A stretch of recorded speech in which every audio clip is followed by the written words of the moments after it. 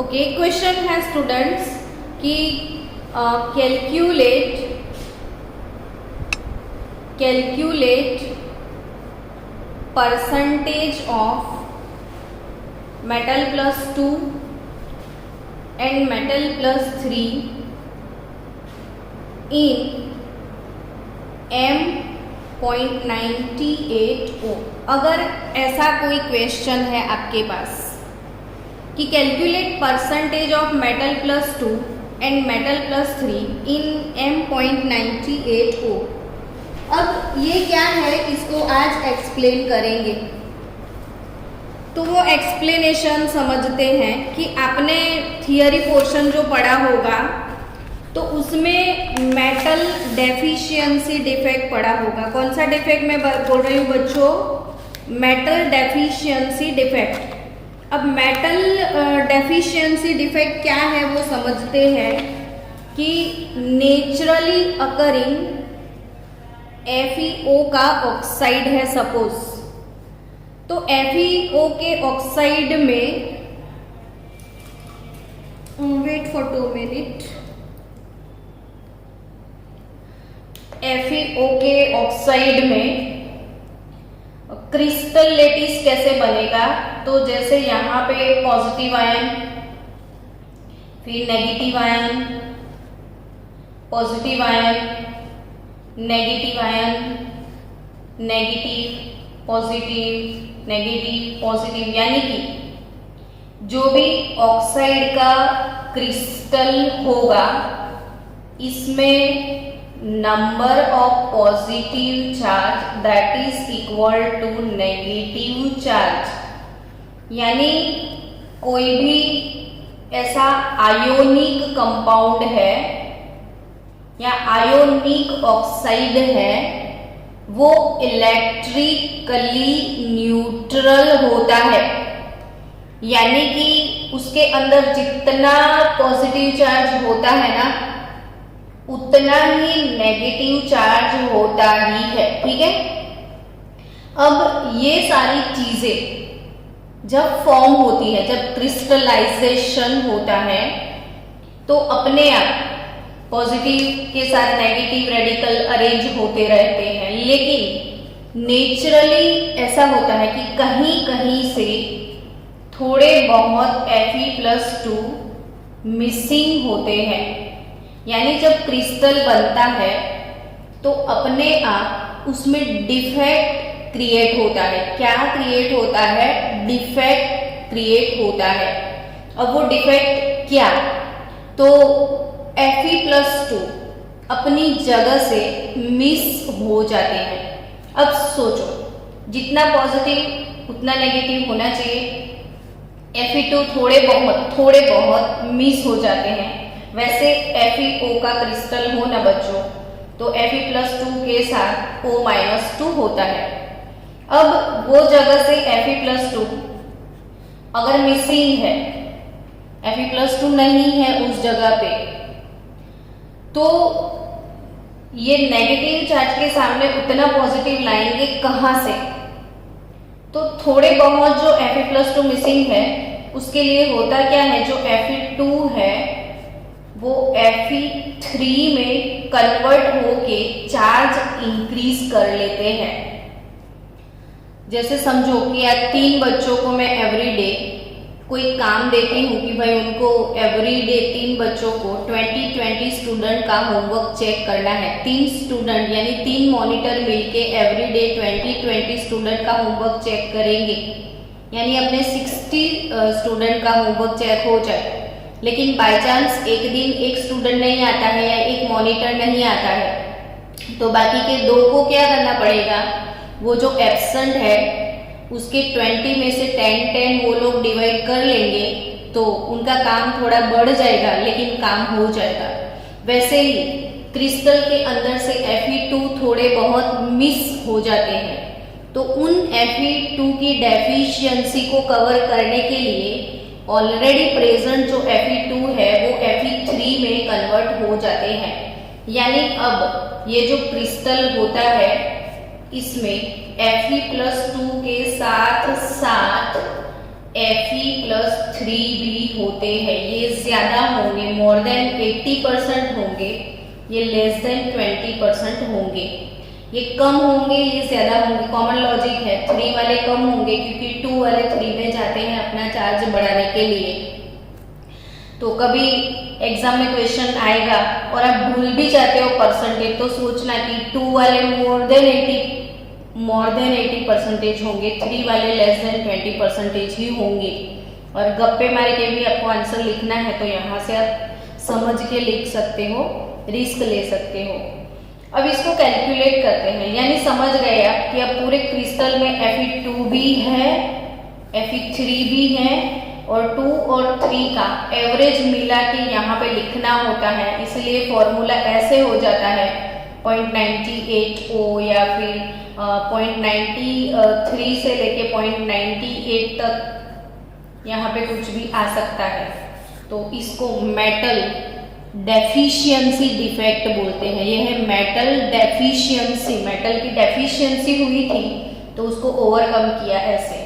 तो इसके related MCQs आपको एग्जाम में आते हैं। I think last to last year ऐसा हुआ था कि ये वाला क्वेश्चन इतना हॉट फेवरेट बन गया था कि उसी साल गुजकेट में था, जीमेन में था और बोर्ड में भी था। यानी ये बहुत अच्छा क्वेश्चन है, ध्यान से सीखो। मैं सिखा रही हूँ कि यहाँ पे फॉर्मूला क्या है, m 0.98O है, ठीक है। अब m 0.98 में suppose number of m+2 will be x and number of m+3 will be y। यानी सपोज कर लिया कि कितने m+2 है तो मे बी x और कितने m+3 है तो मे बी y। सो यहाँ पे x प्लस y टोटल हो जाएंगे 0.98। Equation number 1। दोनों मिला के कितने हैं बच्चों, 0.98 है। दोनों मिला के कितने हैं, 0.98। तो ये हो गया 0.98, x plus y is equal to 0.98, equation number 1। अब चार्ज आपको पता है कि जितना पॉजिटिव होता है उतना नेगेटिव होना चाहिए। Positive is equal to total negative charge होना चाहिए। तो पॉजिटिव चार्ज कितना है ये वाले कॉम्प्लेक्स में, तो ऑक्सीजन का कितना है, -2। तो नेगेटिव चार्ज -2 है तो उसके सामने पॉजिटिव चार्ज +2 होना चाहिए। तो अब इनका पॉजिटिव चार्ज कितना है वो देखते हैं। तो यहाँ पे m+2, अगर m+2 number of m+2 x होंगे तो total charge will be 2 into x, it is 2x होगा। यानी कि अब चार्ज कितना है, कुल मिला के 2 होना चाहिए टोटल पॉजिटिव चार्ज, क्योंकि ये -2 है तो इनका होना चाहिए +2। So 2 into x plus 3 into y that is equal to total charge 2 होना चाहिए। सो यहाँ पे इक्वेशन नंबर 2 भी मिल गया हमको। अब दोनों इक्वेशन को मिला के सॉल्व करना है, सिंपल। तो इसको मैं 2 से मल्टीप्लाई कर दूं तो 2x plus 2y is equal to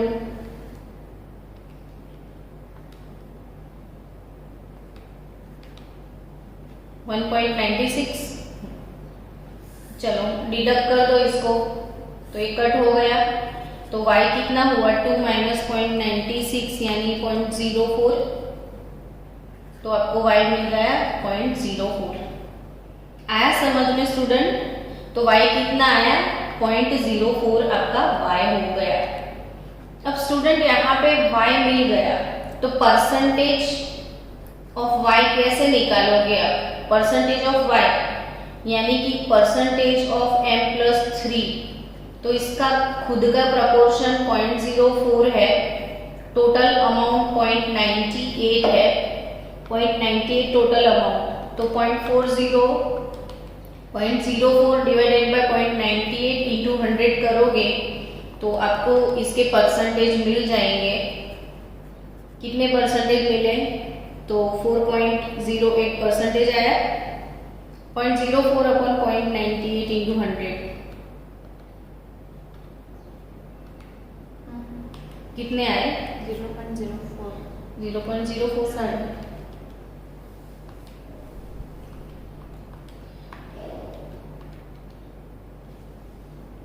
4.08% इसके है। इसको 100 से माइनस कर दो तो m+3 के परसेंटेज आपको m+3 क्या है, m+2 के मिल जाएंगे आपको। और m+2 के भी लाने हैं तो y का वैल्यू यहाँ पे इनपुट कर दो तो आपको x का प्रपोर्शन मिल जाए। y का वैल्यू इनपुट करोगे तो x का प्रपोर्शन मिल जाएगा। या सीधा यहाँ से भी 100 से माइनस कर लो तो 95.92% आपके हो जाएंगे। तो यहाँ पे आंसर क्या आएगा? 4.08%। चलो आज ऐसा ही दूसरा एक क्वेश्चन मुझे सॉल्व करवाना है। Wait for 2 minute.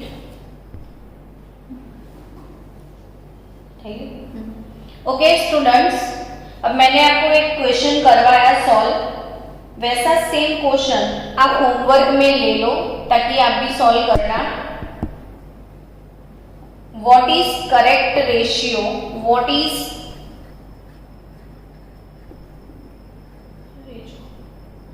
Is correct ratio of Ni+2? Correct ratio of Ni+2 ions to Ni+3 in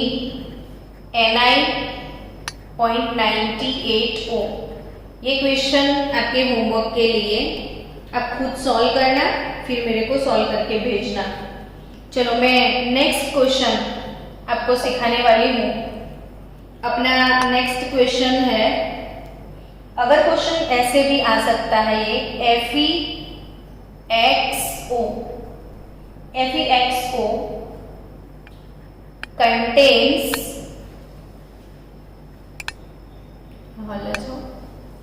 FeXO contains what is X?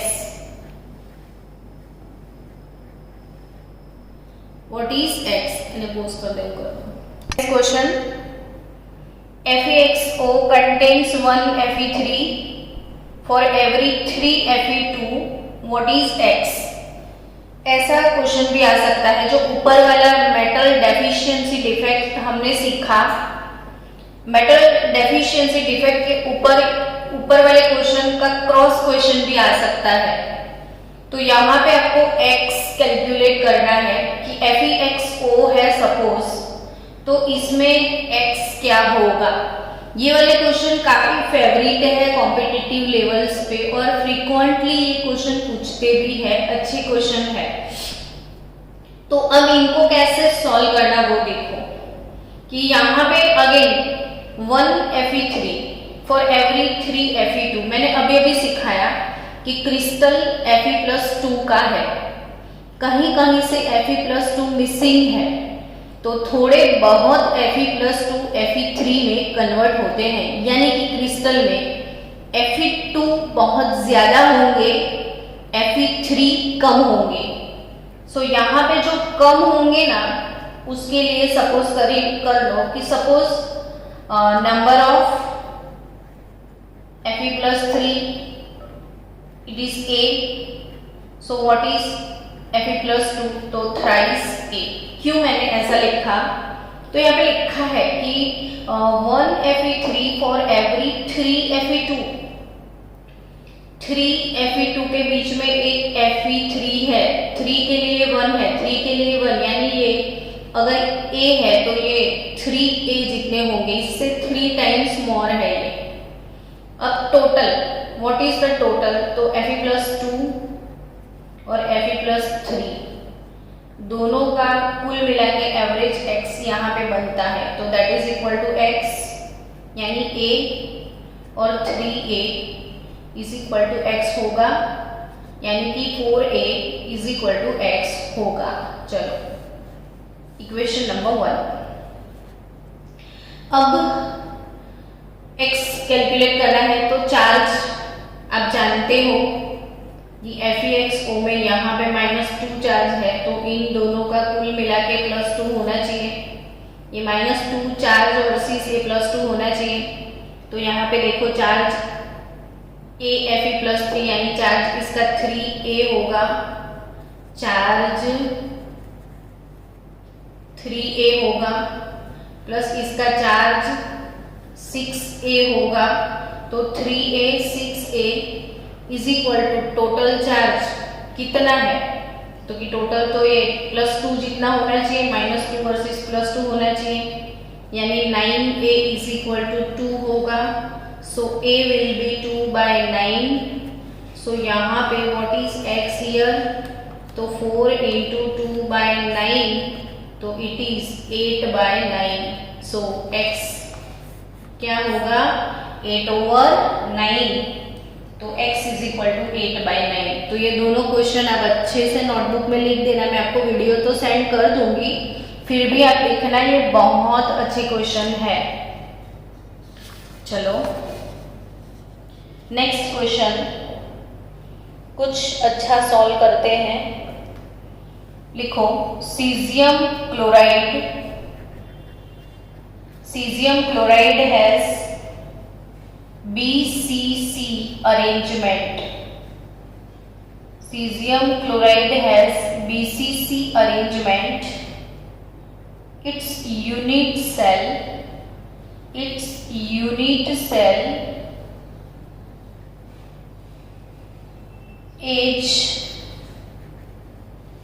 cell age length is 400 picometer. Its interionic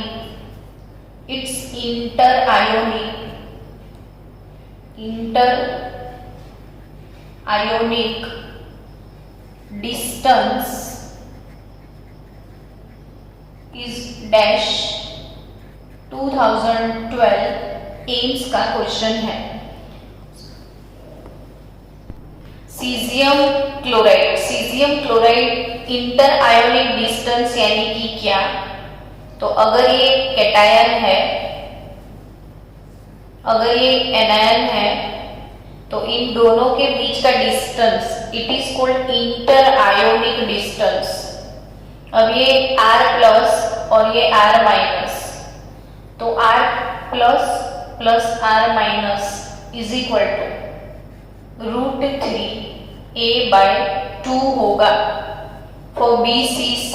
कल मैंने पढ़ाया था, आपको याद है कि FCC के लिए याद रखना student, R cation plus R anion is equal to A/2 formula है।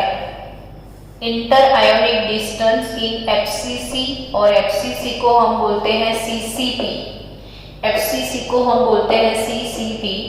तो ये इतना डिस्टेंस होगा।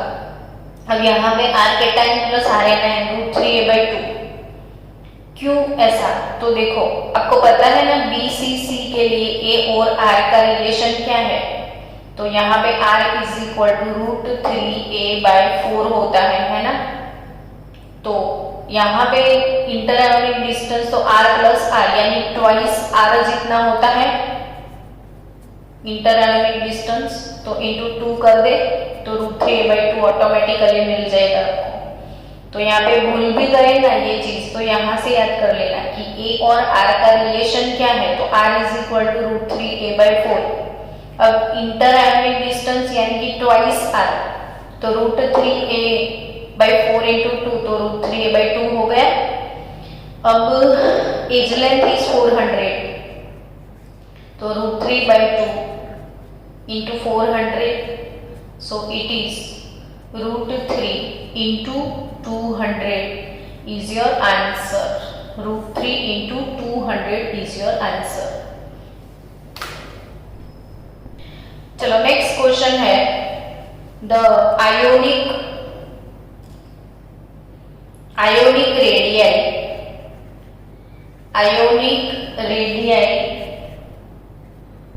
of A+ and B- is 0.98 into 10⁻⁻10 meter and 1.81 into 10⁻⁻10 meter. Then the coordination number of each ion in AB is dash. Question समझो कि आपको ionic radii provide किया गया है, कैटायन का आयोनिक रेडियाई और एनायन का आयोनिक रेडियाई. तो क्वेश्चन इज हियर कि what is the coordination number of each ion in AB. Coordination number आपको कैलकुलेट करना है. ओके स्टूडेंट, तो यहाँ पे कोऑर्डिनेशन नंबर कैलकुलेट कैसे किया जाता है, तो इसके लिए आपको एक टेबल याद रखना है बच्चों, रेडियस रेशियो वाला टेबल कि 0.155 टू 0.225 के बीच में अगर रेडियस है, रेडियस रेशियो, तो इसका कोऑर्डिनेशन नंबर होगा 3. 0.2252 रेंज होगा 0.414, तो कोऑर्डिनेशन नंबर विल बी 4. 0.414 से लेके 0.732 के अंदर है तो coordination number will be 6 and 0.732 से लेके 1 के बीच में है तो कोऑर्डिनेशन नंबर 8 होगा. यहाँ पे अगर 6 है ना तो FCC ऑक्टाहेड्रल स्ट्रक्चर और 8 वाला है तो BCC ऑक्टाहेड्रल स्ट्रक्चर. अब अगर ऐसे क्वेश्चन है, ये टेबल आपको आना चाहिए कि इतने से इतने के बीच में तो इसका कोऑर्डिनेशन नंबर 3, यानी कि जब भी कैटायन और एनायन का रेडियस का जो रेशियो है वो कोऑर्डिनेशन नंबर कैलकुलेट करने में हेल्प कर सकता है. तो यहाँ पे आपको कुछ नहीं करना है, R cation by R anion लिखना है. तो 0.98 अपॉन 1.81 करो, 0.98 अपॉन 1.81, तो आंसर 0.541 आएगा. अब 0.541 लाइज बिटवीन दिस यहाँ पे आता है, तो coordination number will be 6. Coordination number कितना होगा 6 और उसका क्रिस्टल स्ट्रक्चर FCC, और बच्चों FCC ही होता है CCT, फेस सेंटर्ड क्यूब और क्यूबिक क्लोज पैक. तो कोऑर्डिनेशन नंबर कैसे निकालोगे, तो रेडियस रेशियो से निकलता है, रेडियस रेशियो से R cation upon R anion is equal to 0.541. तो क्लियर? Okay, next question. चलो नेक्स्ट क्वेश्चन एम 2014 का है. एम्स का 2014 में क्वेश्चन था कि A forms HCP lattice and B occupying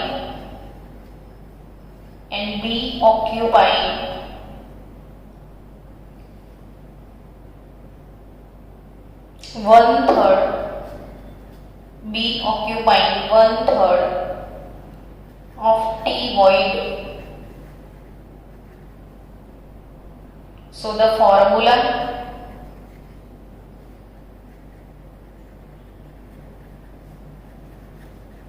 of compound will be what? Formula of compound.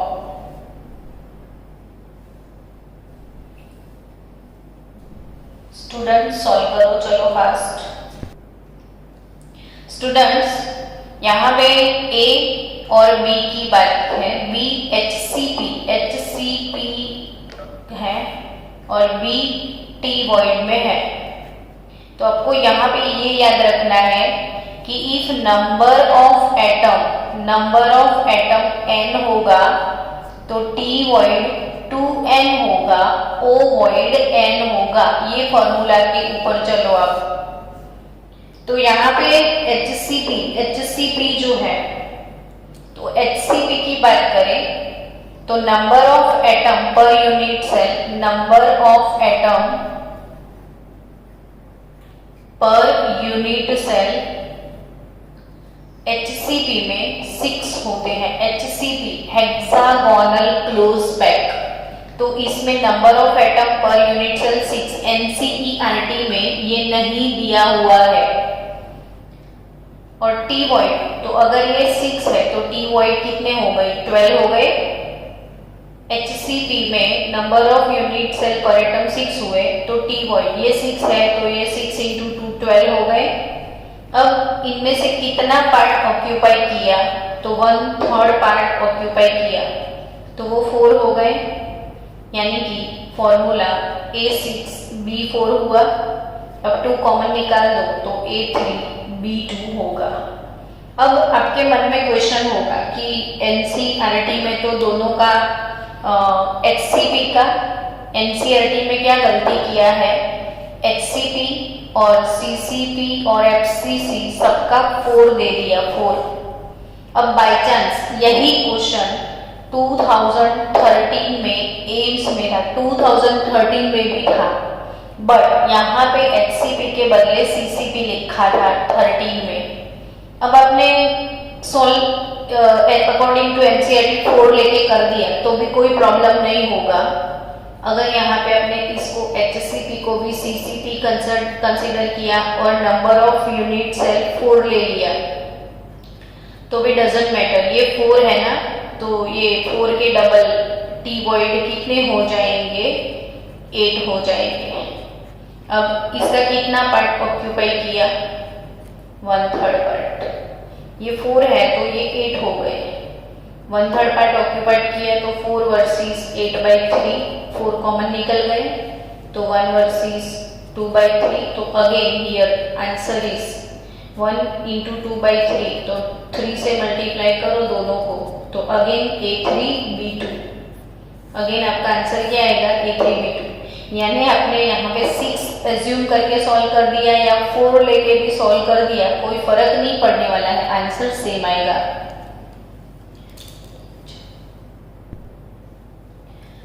Student एक नाइस क्वेश्चन છે ઓક્ટોબર 2014 નો ક્વેશ્ચન છે ગુજરાત બોર્ડ નો। ઓક્ટોબર 2014 की what is the total volume, what is the total volume, what is the total volume of atom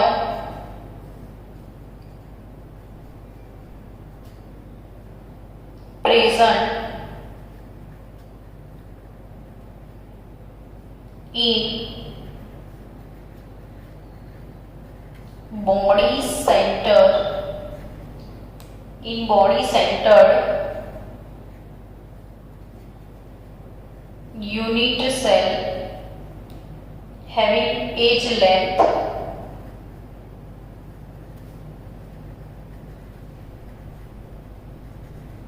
having age length 69.3 picometer।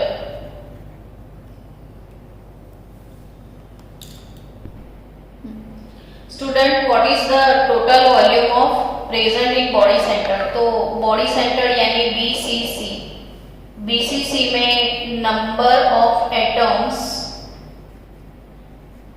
पर unit cell, number of atom per unit cell 4 आएंगे। Number of atoms per unit cell 4 आते हैं, sorry 2 आते हैं, corner वाले और centre वाले। अब 2 का वॉल्यूम कितना है? तो volume of atom 4/3 pier cube. Sphere का वॉल्यूम क्या होगा? स्फेरिकल शेप है ना, तो स्फीयर के वॉल्यूम का फॉर्मूला 4/3 पायर क्यूब होता है। अब ऐसे 2 एटम है तो यहाँ पे 8/3 पायर क्यूब होगा। तो R कहाँ से लाएंगे? तो एज लेंथ से आपको R मिल जाएगा। What is the relation between A and R in BCC? तो R is equal to √3 A/4। R is equal to क्या? √3 A/4। यानी कि √3/4 इंटू ए का वैल्यू है 69.3 पिकोमीटर। तो बस सिंपल सा फंडा 8/3 वॉल्यूम 8/3 पाई और इसका आर क्यूब, तो √3/4 इंटू 69.3 और इसका क्यूब और पाई का वैल्यू डाल दो 3.14, तो आपको मिल जाएगा volume 2.26 into 10⁵ picometre cube. Done. चलो